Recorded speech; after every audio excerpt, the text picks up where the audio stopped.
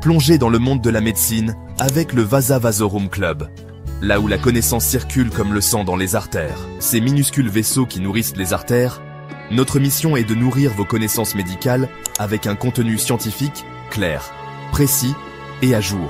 La chaîne YouTube dédiée à l'éducation médicale pour les professionnels de la santé, les étudiants en médecine et le public averti, ou simplement curieux de la santé, nous avons ce qu'il vous faut. Rejoignez-nous pour des sujets fascinants sur l'anatomie et la physiologie humaine, la pathophysiologie, les orientations médicales, en passant par des conseils médicaux et des astuces santé au quotidien. Notre contenu est clair, précis et basé sur les dernières avancées scientifiques. Explorez, apprenez et grandissez avec nous. Car rester informé, c'est le meilleur des remèdes. Que vous cherchiez à approfondir vos connaissances ou à rester à jour avec les dernières avancées, Vasa Vasorum Club est votre source de référence. Ne manquez rien. Abonnez-vous dès maintenant sur Facebook, YouTube, TikTok et Instagram pour rester connecté. Je suis Vasa Vasorum Club. Je suis Vasa Vasorum. Je suis Vasa Vasorum. Êtes-vous prêt à apprendre et à grandir avec nous? Nourrissons votre esprit. Bonjour à tous, je suis Marie-Hélène Kamanda Anda, étudiante en 3e année médecine à l'université La Salle au Congo-Kinshasa. Aujourd'hui dans notre émission Vasa Vasorum, nous allons parler de l'asthme et nous allons aussi parler de gestes de premier secours à poser en cas d'asthme. Cette vidéo vise à sensibiliser toute la population et non seulement les étudiants en médecine, parce que c'est plus important d'informer tous les proches qui ont dans leur environnement des personnes qui font des crises d'asthme. Alors nous allons parler de la définition de l'asthme pour commencer, nous allons parler des causes liées à l'asthme et nous allons parler des mots de survenue de ces crises justement, des gestes à poser en cas de ces crises et nous allons finir par quelques conseils à donner aux personnes qui font ces crises, mais aussi aux personnes qui ne sont pas encore au courant des gestes à poser en cas de crise d'asthme. Qu'est-ce que c'est l'asthme? L'asthme est une maladie inflammatoire chronique de type respiratoire, c'est-à-dire que c'est une maladie qui dure longtemps et qui peut durer toute la vie. Là, ça veut dire chronique. Et quand on parle de l'inflammation, c'est-à-dire que c'est une maladie qui regroupe un ensemble de mécanismes inflammatoires au niveau du corps humain. C'est une maladie qui survient par une prédisposition génétique. C'est-à-dire quoi? C'est-à-dire que les parents, avant que vous ne puissiez naître, avaient déjà des gènes qui exposaient à faire l'asthme. C'est ainsi que vous, étant né, vous avez hérité de ces gènes qui vous exposent aux facteurs environnementaux qui peuvent provoquer l'asthme. Comme nous l'avons dit, c'est une maladie inflammatoire, c'est-à-dire que c'est un mécanisme d'inflammation qui va surgir au niveau de votre système respiratoire. Ces mécanismes d'inflammation vont être en excès, c'est ce qui va produire une réaction inflammatoire excessive et qui va vous livrer malheureusement à faire des crises d'asthme. Nous allons parler d'abord de sites d'action. Où se passe justement cet asthme au niveau du système respiratoire? Au niveau du système respiratoire, nous avons les nez par où passe l'air.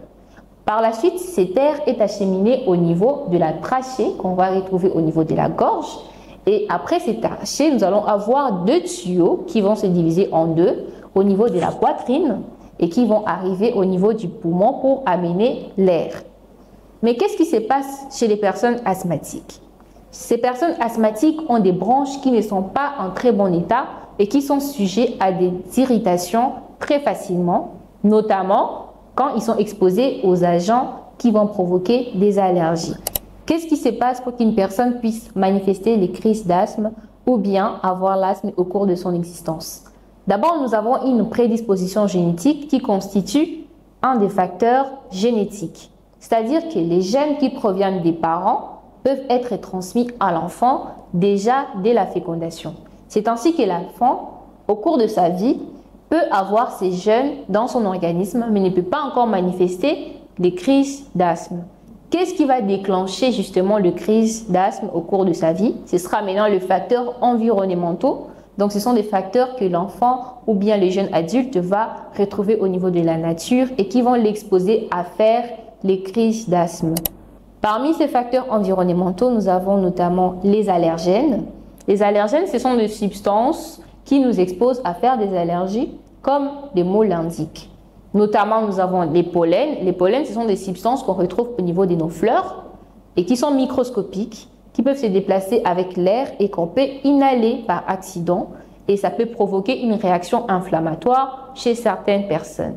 D'autres facteurs, nous avons les acariens qu'on va retrouver au niveau des poussières dans nos maisons. Toujours des facteurs microscopiques, mais malheureusement, ça peut déclencher des crises d'allergie. D'autres facteurs, nous avons des facteurs irritants. Par exemple, la fumée. Lorsque des personnes sont en train de fumer autour de nous ou que nous-mêmes nous fumons, nous avons ces facteurs qui est irritant pour l'organisme qui constituent justement la fumée des tabacs, des cigarettes. Mis à part cela, nous pouvons aussi avoir des infections respiratoires. Les infections respiratoires telles que la grippe ou bien les rhumes peuvent favoriser une personne à faire des crises d'asthme.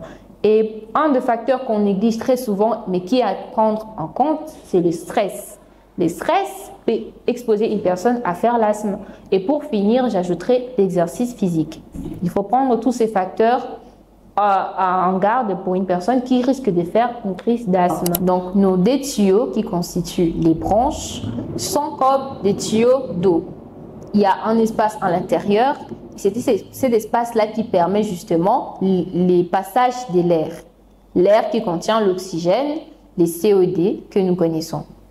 Alors, chez une personne où il y a une hypersécrétion de ces mucus, une accumulation de liquide ne va pas permettre un bon passage de l'oxygène et une bonne élimination du COD de l'organisme. D'où la personne va entrer en difficulté respiratoire qui constitue l'une des manifestations cliniques de l'asthme.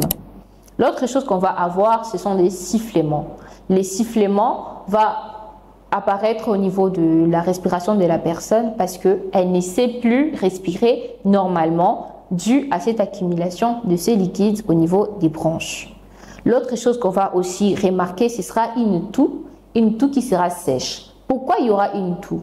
Au niveau de bronches, on a des cellules qui sont musculaires lisses. Ces cellules vont se contracter pour pouvoir éliminer les agents allergiques qui sont introduits au niveau du système respiratoire. Mais malheureusement, il va y avoir un bronchospasme qui va malheureusement étouffer la personne. Et il va y avoir ces mécanismes de toux, un mécanisme réflexe pour pouvoir éliminer cet agent pathogène. Et malheureusement, c'est une personne asthmatique, ce mécanisme sera exagéré. L'autre chose qu'on va ajouter, ce sera une oppression thoracique. C'est-à-dire que les tissus musculaires, j'allais dire, qui sont au niveau du thorax pour aider la personne à respirer, vont être tellement stimulés que ça va commencer à étouffer la personne. On parle donc d'oppression thoracique, la sensation d'étouffement.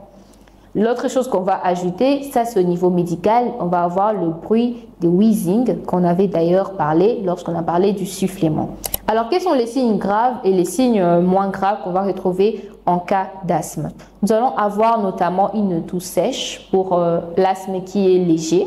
On va avoir une respiration qui sera sifflante, comme je viens de l'énumérer. On va avoir une gêne respiratoire, surtout la nuit. Mais la personne peut toujours parler. Et aussi, on va avoir une toux, mais qui ne sera pas aussi grave que lors de crises d'asthme grave. Justement, lors de crises d'asthme grave, qu'est-ce qu'on va avoir? On va avoir une respiration qui sera très difficile, même au repos. Donc, une difficulté à parler, une difficulté à respirer. On va aussi avoir une agitation chez la personne. Et même si la personne prend le médicament, qu'on verra plus tard, il n'y aura pas de diminution de la crise. Parce que le mécanisme de défense est tellement stimulé que le médicament n'arrive plus à calmer la crise. Là, ce sont des signes très graves lorsqu'on va observer lors de crises d'asthme et il faut directement acheminer la personne au centre de santé. Alors, quels sont les premiers gestes de secours à poser justement avant d'amener cette personne au centre de santé? La première des choses à faire, c'est surtout de garder son calme. Parce que nous sommes avec une personne qui est en difficulté respiratoire. Si nous paniquons, nous ne saurons pas bien faire les choses. La personne en soi est en panique parce qu'elle a du mal à respirer. Elle ne peut pas amener l'oxygène normalement dans son corps, ni l'éliminer de façon normale. Elle est donc en panique et ça augmente justement ses réflexes d'une respiration difficile. La deuxième des choses à faire, c'est d'éloigner la personne du facteur qui l'ont exposé à provoquer cette allergie. Par exemple, si c'était la fumée, lorsque la personne est près d'une personne qui fume, ou bien dans un endroit où il y a beaucoup de fumée, par exemple souvent quand nous faisons le ménage dans nos maisons, nous avons l'habitude de brûler les déchets, nous avons la pollution de l'air qui se fait, il faut éloigner la personne de ces facteurs qui l'a exposé à cela. La troisième des choses à faire, c'est de mettre la personne, donc de la placer dans une position dans laquelle elle respire le mieux. Il faut que la personne puisse soit être assise, c'est la position qui est recommandée par l'OMS en cas de crise d'asthme, mais on priorise toujours une position où elle peut mieux respirer d'elle-même.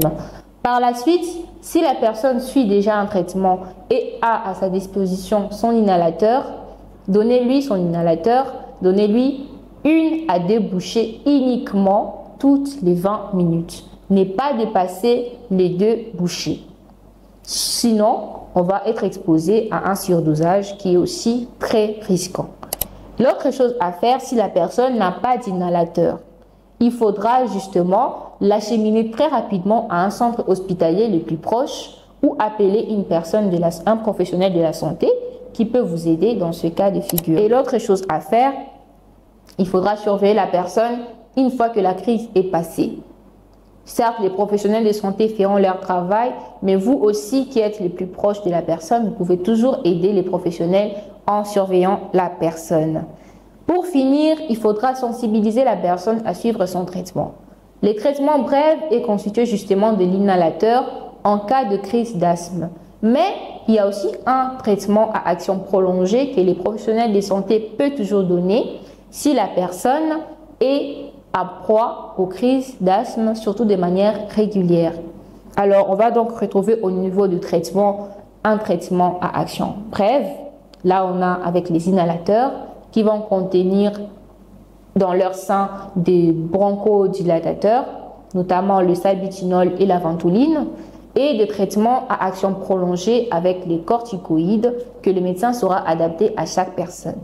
Comme conseil qu'on peut vous donner, si vous avez une personne asthmatique dans votre environnement le plus proche, dans votre famille ou bien vos enfants, c'est surtout de l'amener à l'hôpital pour identifier les facteurs environnementaux qui l'exposent les plus à faire de crises d'asthme, mais aussi bien suivre le traitement que le médecin va lui donner et surtout bien suivre les conseils que le médecin vous donnera pour pouvoir protéger la vie de cette personne.